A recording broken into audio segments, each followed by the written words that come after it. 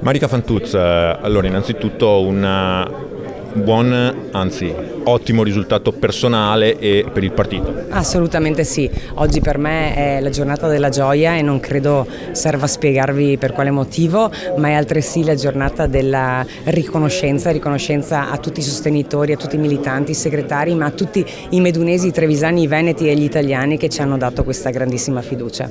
Un consenso che ora è anche un impegno, una responsabilità. Esatto, oggi è anche la giornata della consapevolezza della grande responsabilità che abbiamo nelle spalle. Sono orgogliosa, la squadra è granitica e spero lo rimanga, insomma, per fare bene in quel di Roma.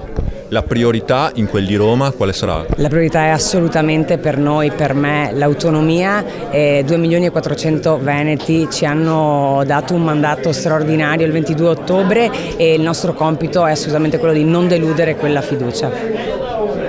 Ora però bisognerà formare un governo e la cosa non sembra così semplice. Non sembra così semplice, però io mi auguro che il centrodestra granitico rimanga tale e non lasci spazio a coalizioni, a inciuci di nessun tipo, perché siamo troppo distanti da tutti gli altri.